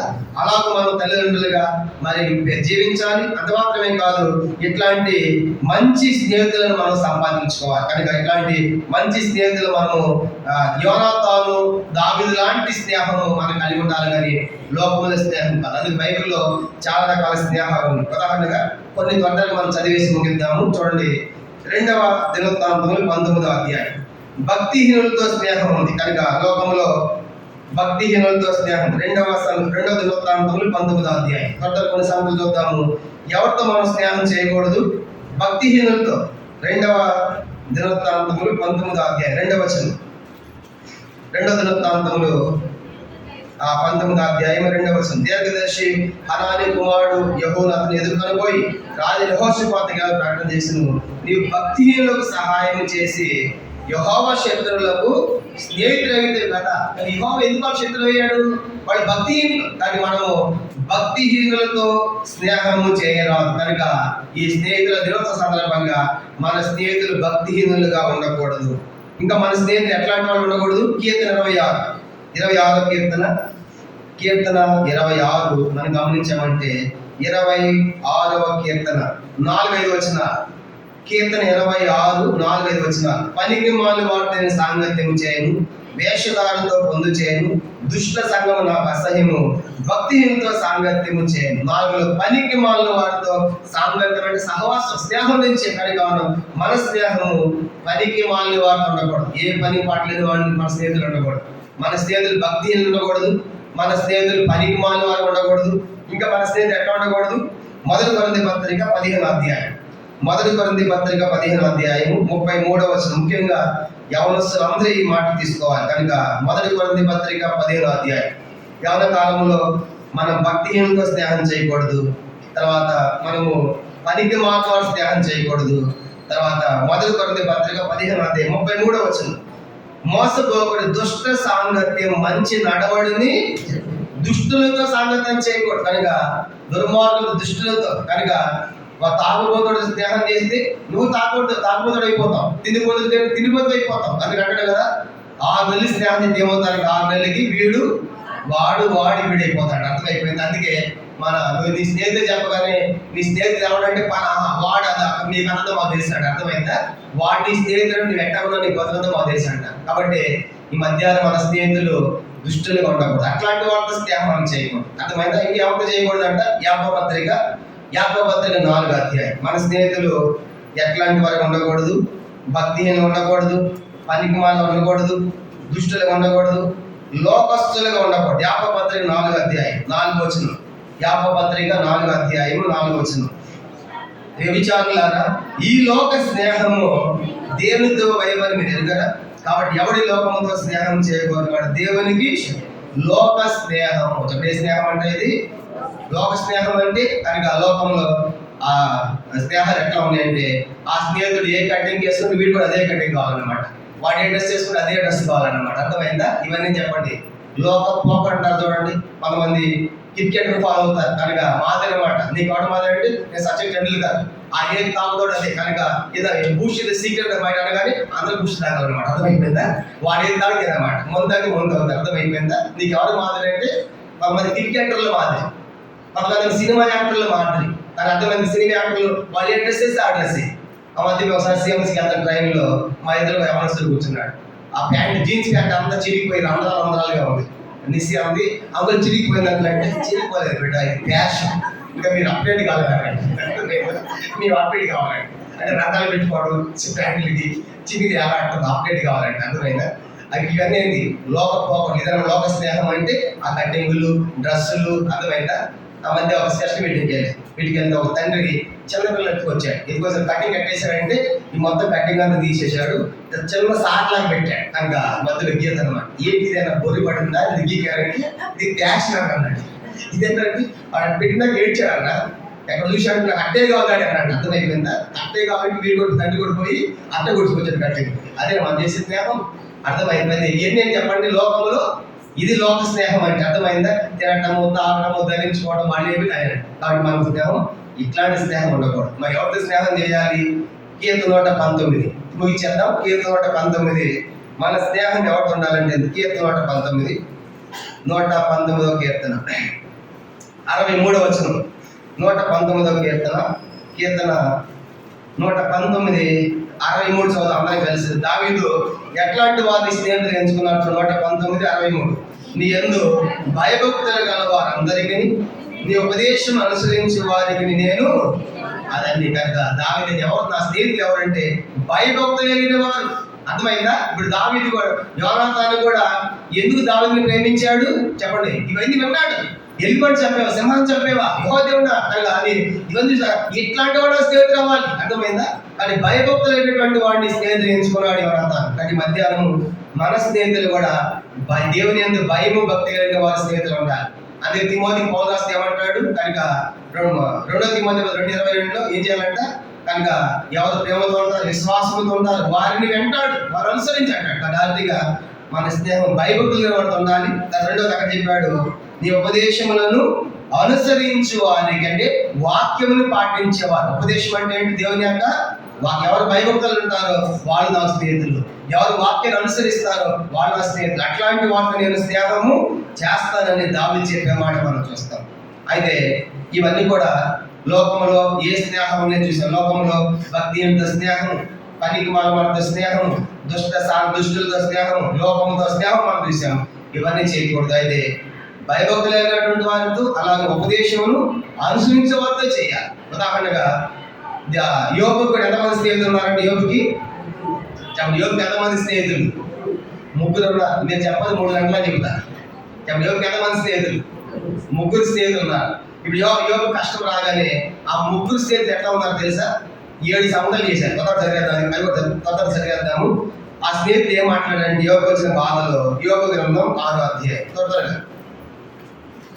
ఇవి యోబు స్నేహితులు యోబు విషయంలో ఎట్లా ప్రవర్తించారో చూడండి. యోబు అంటాడు కదా, 3 స్నేహితులు కూడా కలిగిన బాధను బట్టి ఆదరించాలని వచ్చారు. 2వ అధ్యాయం 11వ వచనం. 2వ అధ్యాయము మొట్టమొదటి యోబు గ్రంథం 2వ అధ్యాయం 11వ వచనం. యోబు 2:11. తేమానీయుడైన ఎలీఫజు యోబు గ్రంథము 2వ అధ్యాయము 11వ వచనం నేను చదువుతున్నాను. 2:11. తేమానీయుడైన ఎలీఫజు, షూషీయుడైన బెల్దదు, నయమాతైన జోఫర్ అని యోబు 3 స్నేహితులు అతను సంభవించిన ఆపదలన్నింటిని గురించి వినిన వారే అతనితో కలిసి దుఃఖించటమును అతని ఓదార్చడానికి పోవాలని ఆలోచించుకొని తమ స్థలములను విడిచి వచ్చారు. ఎందుకు వచ్చారంటే వాళ్ళు యోబు కలిగిన బాధలు బట్టి యోబుని ఏం చేయాలంట? ఆదరించాలని వచ్చారు. కానీ వాళ్ళు ఏం చేశారు తెలుసా? 6వ అధ్యాయం మొదటి 6వ అధ్యాయము యోబు గ్రంథం 6వ అధ్యాయం 14-15 వచనాలు చదువుతాం. అది చేసిన మొదటి పని యోబు గ్రంథము 6వ అధ్యాయం. ఆదరించాలని వచ్చారు. 3 స్నేహితులు మాట్లాడుకుని కలుసుకుని వచ్చారంటే పరామర్శించి ఆదరిద్దామని ఏం చేస్తున్నారు? 6వ అధ్యాయము 14-15 వచనాలు చదువుదాము. పగటి వేళ వారికి అంధకారము తారసిగను, రాత్రి ఒకడు తడవలన్నట్టు మధ్యాహ్న కాలం తడవలాదు బలాద్యంలోని కడిగి వారి చేతిలోని ఆయన దళితులు రక్షించారు. 20 మనం గమనించమంటే 6వ అధ్యాయము 27 మేము ఈ సంగతి పరిశోధన చూసింది, అది అలాగే ఉన్నది. ఈ మాట బ్రతికి యోబు గ్రంథం 6వ అధ్యాయం, క్షమించండి 5 నుంచి చదివాను. 6వ అధ్యాయం క్షమించండి, నేను 5 చదివాను. యోబు గ్రంథం 6వ అధ్యాయము 14 చదువుదాము. 14-15 యోబు గ్రంథము 6వ అధ్యాయము 14-15 మొట్టమొదటి చదవండి.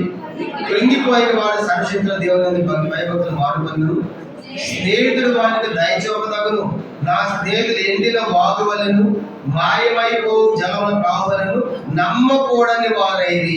యోబు అడుగుతున్నాడు, యోబు స్నేహితులు అంటే ఎట్లా ఉన్నారంట? దయ చూపించడం లేదంట, ఇంకా నమ్మకూడని వారైపోయారు. కనుక నమ్మలేకపోతున్నాడు. మీరు ఆదరించాలని మీరు చేసే పని ఏంటని వచ్చిన తర్వాత మాట చూసిన తర్వాత నా స్నేహితులు కనుక వాళ్ళు ఎట్లా ఎండిన వాగులాగా ఉన్నారు, వాళ్ళని నమ్మకూడని వారు. 27 వచనం, ఇది 6వ అధ్యాయం 27 వచనం 27. మీరు తండ్రి లేని వారిని కనుగొనకాయ చీట్లు వేదు, మీ స్నేహితుల మీద బేరము. అదండి యోగు స్నేహితులు బేరం సాగించేవాడు అనమాట. అర్థమైందా? కానీ ఎంత బాధపడతాడు యోగు. ఇంత బాధలో వచ్చి ఎండిపోయిన వాగులాగా ఉండి తర్వాత నమ్మకూడని వారే బేరం సాగిస్తున్నాడు. అంటే అలా బాధ పెట్టారు యోగు స్నేహితులు. ఇది మొదటిది. రెండోది ఏం చేశారంట? 12వ అధ్యాయం యోగు గ్రంథం 12వ అధ్యాయం 4వ వచనం చదువుదాము. రెండవదిగా యోగు గ్రంథం 12వ అధ్యాయము 4వ వచనం. నా స్నేహితునికి అపహాస్యాస్పదంగా ఉండవలసి. అంటే స్నేహితులు యోగులు ఏం చేస్తారంట? అపహాస్య భక్తులు వంట కదా, నీత్యాలు వంట కదా, సంపాదించి ఏమైపోయి ఇప్పుడు అంతా కూడా అని చెప్పేసి అపహాసం చేస్తున్నారు. దానికి ఆదరించాలని వచ్చి అపహాసం చేస్తున్నారని స్నేహితులు. ఇంకేం చేశారంటే 16వ అధ్యాయం యోగ గ్రంథం 16వ అధ్యాయము 20 వచనం. యోగ గ్రంథం 16వ అధ్యాయము. ఇవన్నీ కూడా లోకంలో ఉన్న స్నేహాలుగా మనకు కనబడుతుంది. మన అపహాసం చేస్తారు. ఇంకా 16వ అధ్యాయము 20వ వచనం. యోగు 16:20 చదవండి. నా స్నేహితులు నన్ను ఎగతాళి చేయించున్నారు. చెప్పేసారుగా ఇంకా యోగులు ఏం చేస్తున్నారంట? భక్తులు అంట కదా, మా సంపాదన ఏమైపోయింది అంతా కూడా అంత పైనే కూర్చుపోయారని చెప్పేసి ఎగతాళి చేస్తున్నారు. ఇంకేం చేస్తున్నారంట? 19వ అధ్యాయం 14వ వచనం. యోగ గ్రంథం 19వ అధ్యాయము 14వ వచనం. నా బంధువులు నా యొద్దకు రాక ఉన్నారు, నా ప్రాణ స్నేహితులను. బంధువులు జరగొస్తే ఏమడుగుతాడు? ఇప్పుడు ఏమన్నా సహాయం అడుగుతాడేమో, అంత పాయ పిల్లలు పాయ మా సహాయం అంటాడు. బంధువులు రావట్లేదంట. అమ్మో ఇప్పుడు ఎవరి దగ్గర వెళ్ళకూడదు మనం. అర్థమైందా? మనకు సహాయం చేయాల్సి కాబట్టి బంధువులు రావట్లేదంట. స్నేహితులు ఏమైపోయారంటే అందరూ కూడా మర్చిపోయారు. కానీ ఏమన్నా మర్చిపోయాడా? అదండి దేవుని ఉన్న స్నేహం గొప్పతనం. కనుక తండ్రి పోయినా మర్చిపోయారు, కానీ వీళ్ళేం బాధ రాలేదంటే అందరూ కూడా మర్చిపోయారంట. ఇంకేం చేస్తున్నారు? 19వ అధ్యాయము యోగ గ్రంథం 19వ అధ్యాయం 19 వచ్చారు. యోగ గ్రంథం 19:19. ఇది 5వది చదవండి. 19:19. నా ప్రాణ స్నేహితులందరికీ నేను అసహ్యుడనైతిని, నేను ప్రేమించేవారు నా మీద. కాబట్టి యోగం చూసి అసహించుకుంటారంట. కనుక ఏంటి నీ బతికిలగైపోయింది, నీ దేహం పాడైపోయింది కదా, కుళ్ళు కనుక దేహం అంతా కూడా పురుగులు వచ్చేసే కదా అని చెప్పేసి అసహించుకుంటున్నారు. కనుక ఆదరించాలని వచ్చేటువంటి స్నేహితులు ఇలాంటి పనులు చేస్తామని యోగం ఎంత బాధ ఉండాలండి. కాబట్టి ఒకటి దయ చూపించట్లా, నమ్మకూడని వారికి మాట్లాడుతున్నారు, అపహాసం చేస్తున్నారు, ఎగతాళి చేస్తున్నారు, మర్చిపోయారు. అందుమాత్రమే కాదు, అసహించుకుంటున్నారు. ఇంకా ఏం చేశారంట? ఇదే 19వ అధ్యాయం 21 వచనం. యోగ గ్రంథం 19వ అధ్యాయం 21. దేవుని హస్తం నన్ను మొక్కి ఉన్నది, నా మీద జాలి పడుడని నా స్నేహితులు నా మీద జాలి పడుతున్నారా? జాలి పట్టాలి. కనుక ఏది ఆదరించాల్సిన కనీసం అయ్యో అని జాలి పట్టడం లేదంట, జాలి పట్టలేదు. ఇంకేం చేశారంట? యోగ మీద జాలి పడకపోగా ఆ స్నేహితులు దోషం మోపారంట. 32వ అధ్యాయము యోగ గ్రంథం 32వ అధ్యాయం 32వ అధ్యాయము 3వ వచనం. యోగ గ్రంథం 32వ అధ్యాయం 3వ వచనం చూడండి ఏమంటున్నారు? మరి యోబు యొక్క ముగ్గురు స్నేహితులు ప్రత్యుత్తరమే చెప్పగా యోబు మీద దోషము మోపినందుకు వారి మీద బహుగా ఫైనల్ వచ్చి ఏం చేశారంటే అతని మీద దోషం మోపుతున్నారు. కనుక అది ఏ పాపం చేసావో అనగా అందుకే 10 మంది వచ్చారు, అది హాస్పిటల్ పోయిందంటే యోబు ఎంత బాగుండాలండి. కనుక అట్లా మాట్లాడి యోబు యొక్క స్నేహితులు. కానీ మరి ఎట్లాంటి వాళ్ళ కోసం ఇప్పుడు యోబు ఏం చేయాలి చెప్పండి? యోబు అన్నాడు స్నేహితులను పిలిచి, మీరు అందరూ పోయి యోబు దగ్గర క్షమాపణ చెప్పండి. యోబు ప్రార్థన చేస్తే నేను వింటా మీకోసం అన్నాడు. ఇప్పుడు వెళ్ళి మళ్ళీ యోబు దగ్గర పోయి వీళ్ళంతా కూడా అయ్యా మా కోసం ప్రార్థన చేయండి. యోబు ఏం చేయాలి? ఏమన్నా అపాసం చేశారు కదరా, ఎగతాళి చేశారు కదరా, అసహించుకున్నారు కదరా అని మనం ఏం చేసి చెప్పండి. ఇప్పుడు నేను ప్రార్థన చేయను, మనం ఏం చేసి చెప్పండి, నాకు ప్రార్థన రాదు. ఇన్ని మాట్లాడుతున్నారు మీరు, మీకోసం ఏమైనా ప్రార్థన చేయాలి. చేసి ప్రభు ఈ పాలని కొట్టు, చేయాలి కొట్టు అంటే ప్రార్థన చేస్తాను అంతే కదా. ఇన్ని బాధలు పెట్టి ఇప్పుడు నా కోసం ప్రార్థన చేయమంటారు. ఇప్పుడు దేవుడు చెప్పాడు, మీరు కనుక పోయి యోగ దగ్గర ప్రార్థన చేస్తేనే మీకు క్షేమం. అర్థమైందా? యోగ ప్రార్థన ఏమన్నాడు, కానీ యోగ ఏం చేశాడు? యోగ గ్రంథం 42వ అధ్యాయం. ఇన్ని మాటలు మాట్లాడేటువంటి స్నేహితుల కోసము నిజమైన స్నేహితులు యోగ చేసిన పని చూడండి. యోగ గ్రంథం 47 అధ్యాయం, యోబు గ్రంథం 47 అధ్యాయం, 42 అధ్యాయం, క్షమించండి 42 అధ్యాయం 7వ వచనం. యోబు గ్రంథం 42 అధ్యాయం 7వ వచనం చూడండి. యెహోవా యోబుతో ఆ మాట పలికిన తర్వాత ఆయన త్యామాన్ని ఎలీఫజు ఇలా సెలవిచ్చెను, నా సేవకుని యోబు పలికినట్టు మీరు నన్ను గురించి యుక్తమైన పలుకులేదు కనుక నా కోపం మీ మీదను నిద్ర స్థితిలో మండుచున్నది. కనుక ఈ ముగ్గురు వాదించాడు దేవుడు, మీ ముగ్గురి మీద నా కోపం మండుతుంది. నా భక్తుడు యోబు అలా అంటారు మీరు. కాబట్టి మీరు ఇప్పుడు ఏం చేయాలి? మీరు యోబు దగ్గరికి వెళ్ళండి, ఆయన ప్రార్థన చేస్తేనే మేము క్షమిస్తాం. 10వ వచనం, 42 అధ్యాయం 10వ వచనం చదవండి.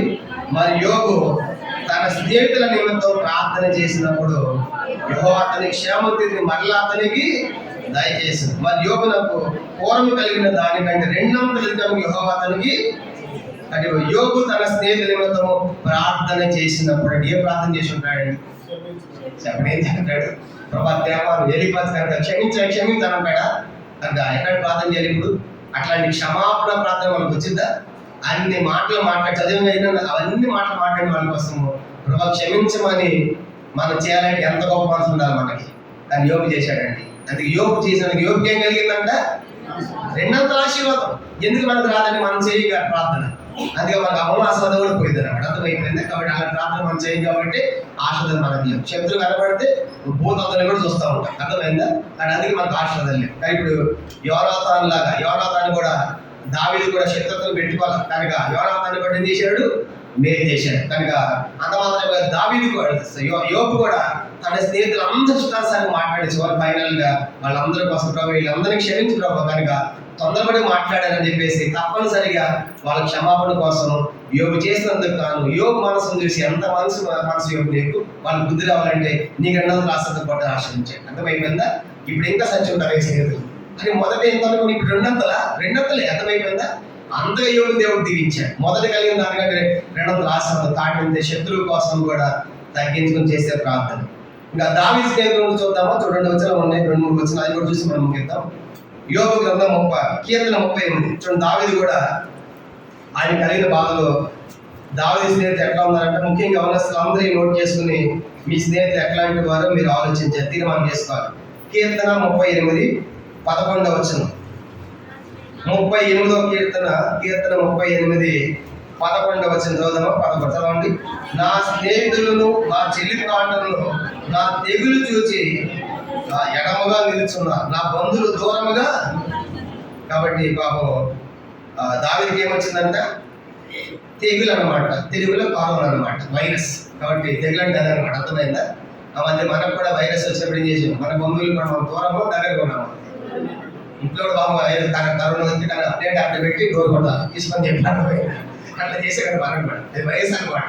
దగ్గరికి వెళ్ళాము మనం కూడా వెళ్ళిపోతాం అవుట్. అందుకే ఇప్పుడు ఆయన వచ్చిన బాధ అట్లా ఉందన్నమాట. ఇది ఎవరికి వచ్చిన బాధ? దాదాపు బాధ వస్తే బంధువులందరూ వైరస్ వస్తారంట. మా వైరస్ వచ్చి మన పాకిట్ ఉన్నట్టుగా దూరం ఎడంగా ఉన్నారంట. అర్థమైందా? అదే అంటే దావీదు నా స్నేహితులందరూ కూడా నాకు వచ్చిన తెగులంటే బాధలు చూసి వాళ్ళు ఎడమగా వెళ్ళిపోయారు, దూరంగా బంధువులు దూరంగా వెళ్ళిపోయారు. అట్లాంటి వాళ్ళ స్నేహితులు మనకి. ఇంకా హేమన్ అంటాడు. కీర్తన 88వ కీర్తన 88వ కీర్తన. ఇంకా 4 వచనాలు ముగించేద్దాం. కీర్తన ఇంకా చదువుదాం కానీ ఎక్స్ప్లెయిన్ చేయను. 88వ కీర్తన 88 18వ వచనం చూడండి. ఇది హేమాన్ స్నేహితులు ఎట్లున్నారంటే కీర్తన 88 18వ వచనం. 88 18 చదవండి. నా ప్రియులను నా స్నేహితులను నాకు దూరముగా ఉంచి నాకు చీకటి నాకు బంధువర్గమాయి. హేమన్ అనే భక్తుడు కూడా ఆయన కూడా బాధలు కష్టాలు వస్తే స్నేహితులందరూ ఎట్లారంట? దూరంగా చీకటిలో ఒంటరిగా ఉన్నాడంట. అర్థమైపోయిందా? కాబట్టి ఇవన్నీ లోకములో ఉండే స్నేహ. నీ బాధలో దూరం అయిపోతారు, చీకటిలో ఒంటరిగా ఉంటాం. అది మాత్రమే కాదు, ఎడమైపోతారు. అందుకే ఇంకా ఆయన అంటాడు కదా ఇర్మియా గ్రంథం, ఆఖరిగా ఇర్మియా గ్రంథం 20వ అధ్యాయం. ఇర్మియా గ్రంథం 20వ అధ్యాయము 10వ వచనం. ఇర్మియా గ్రంథం 20వ అధ్యాయం 10వ వచనం చూద్దాం. ఇర్మియా గ్రంథం 20వ అధ్యాయం 10వ వచనం అందరం కలిసి చదవండి. నలుదిక్కల భయములని అనేకులు గుసగుసలాడగా వింటిని, వారు దుర్మార్గుడని మీరు చాటించినట్ల మేము చాటించమందు అతని కలిసి చుట్టుబడను. అప్పుడు మనం అతను పట్టుకొని అతని పగ తీర్చుకోమని చెప్పుకొని తర్వాత చదవండి. నాకు స్నేహితులైన వారందరూ నేను పడిపోగా చూడవాలని అదనమాట. పదవసేది ఎట్లాగంట, వాడు ఎప్పుడు పడిపోతాడు, వాడు అక్కడ ఎక్కువ మార్కులు వస్తున్నాయి, అక్కడ పెద్ద ఉద్యోగం వస్తాడు, వాడు ఎక్కడ పడిపోతాడని కాస్తున్నాడు. అక్కడ వాళ్ళ స్నేహితులు అట్లాంటి వాళ్ళు ఉన్నారు, జాగ్రత్త. కాబట్టి దీన్ని పడిపోవాలని చూసి స్నేహితులు కూడా ఉన్నా, అందుకే నీ స్నేహితులు ఎట్లాంటి వాళ్ళు చూడాలి. కీర్త ఇదే 30 అధ్యాయం, 30 అధ్యాయము, 30 అధ్యాయము 14 వచనం. పడిపోవాలని చూసి స్నేహితులు ఉన్నారు, ఇంకా స్నేహితులు ఎట్లా ఉన్నారంటే 30 అధ్యాయం 14 వచనం. నీ స్నేహితులందరూ నిన్ను మరచి నిన్ను గురించి అర్థమైంది కనుక మర్చిపోయే స్నేహితులు ఉన్నారు, మర్చిపోయే స్నేహితులు, పడగొట్టే స్నేహితులు, ఇట్లాంటి వాళ్ళు ఎంతో మంది ఉన్నారు. కాబట్టి ఇది ఈ స్నేహితుల దినోత్సవం సందర్భంగా మన స్నేహితులు ఎవరు, అది బైబిల్ ఏం చెబుతుంది? మీకా గ్రంథం 7వ అధ్యాయం. మీకా గ్రంథము ఈ ఫ్రెండ్షిప్ డే సందర్భంగా ఈ వాక్యం అందరూ తీసుకున్న ఈ వాగ్దానం. మీకా గ్రంథం 7వ అధ్యాయము, మీకా గ్రంథం 7వ అధ్యాయము 5వ వచనం, పేజ్ నంబర్ 767 పాత నిబంధనలో మీకా గ్రంథము 7వ అధ్యాయము. అందరం కలిసి చదువుదాము 5వ వచనం. మీకా 7:5 చదవండి. స్నేహితుని యందు నమ్మకించవద్దు, ముఖ్య స్నేహితుని నమ్మకనవద్దు. నీ కవిట పడుకున్న దాని నీ పెదవుల ద్వారా నాకు కాదు. కానీ స్నేహితుని యందు నమ్మకం ఉంచదు. ముఖ్య స్నేహితులు ఎవరు పడ్డావో వాళ్ళంటే ఇట్లాంటి వాళ్ళే. కానీ మనం చదువుకున్నాం కదా. కానీ మరి నిజమైన స్నేహితుడు ఎవరు? యోహాను సువార్త 10 ఆఖరిగా అది మనం చదువుకుని ఒక మంచి తీర్మానము, యేసు తప్ప మనకు నిజమైన స్నేహితుడు ఎవరు లోకంలో లేరు. మన కోసం ప్రాణం పెట్టింది ఆయన. యోహాను సువార్త 15వ అధ్యాయము అందరం కలిసి 13, 14 వచ్చిన యోహాను సువార్త 15వ అధ్యాయము 13, 14 వచ్చిన. తన స్నేహితుల వరకు తన ప్రాణం పెట్టి వారి కంటే ఎక్కువైన ప్రేమ గలవాడు ఎవడును. నేను మీకు ఆజ్ఞాపించి వారికి చేసిన వల్ల మీరు నా స్నేహితులై ఉంటారు. కాబట్టి నిజమైన స్నేహితుడు ఎవరంటే మన కోసం ప్రాణం పెట్టేవాడు. కాబట్టి ఈరోజు యేసు మన కోసం ప్రాణం పెట్టి తన శరీరం, తన రక్తం మన ముందు ఉంచాడు సాదృశ్యంగా. ఇది నిజమైన ప్రేమకు నిదర్శన స్నేహానికి. కాబట్టి యేసులో తప్ప నిజమైన స్నేహితులు భూమి మీద ఎవరు లేదు. ఇంకో మాట చెప్పాలంటే ఎంత పాపులతోనైనా స్నేహం చేస్తాడు. మత్తయి సువార్త చూడండి ఆఖరిగా. ఇంకా నువ్వు రక్షణ పొందకపోతే ఈ మధ్యాహ్నము నువ్వు పాపంలో ఉంటే నీతో కూడా స్నేహం చేయాలని కోరుతున్నాడు. నువ్వు కానీ ప్రభు ఎదురుకు వస్తే మత్తయి సువార్త 11వ అధ్యాయం ఆఖరిగా 19వ వచనం. మత్తయి సువార్త 11వ అధ్యాయము 19వ వచనం అందరం కలిసి చదువుదాము. మత్తయి 11:19. మనుష్య కుమారుడు తినుచు త్రాగుతూ వచ్చిన కనుక ఇదిగో వీడు తిండిపోతను, మద్యపాని, శృంఖారులకు, పాపులకు స్నేహితుడని వారు అంటారు. పాపులకు స్నేహితుడు. యేసు ఏమన్నారంట? ఈయన పాపులు ప్రేమిస్తున్నాడు, పాపులతో ఉంటాడని ఈయన పాపుల స్నేహితుని పేరు పెట్టాడు. ఈ మధ్యాహ్నం ఇలాంటి పాపంలో ఉన్నా ప్రభు నేను పాపని ప్రభుత్వకి వస్తే ఆయన స్నేహం చేయడం సిద్ధంగా ఉన్నాడు. ప్రభు నేను పాపను ఒప్పుకుంటే నీ పాపాన్ని క్షమించి ఆయన నీతో స్నేహం చేయడం సిద్ధంగా ఉన్నాడు. కానీ ఈ మధ్యాహ్నం ఈ వాక్య వెలుగులో మన సఫలం చేసుకుని ఆయన పనుల్లో మనం పాల్గొందాం కాక. ప్రార్థన మోకరించండి. ఈ వాక్య వెలుగులో అందరు కళ్ళు మూసుకోవాలి. 2 నిమిషాలు మన వ్యక్తిగత జీవితాన్ని సఫలం చేసుకుని ప్రభు యొక్క పనుల్లో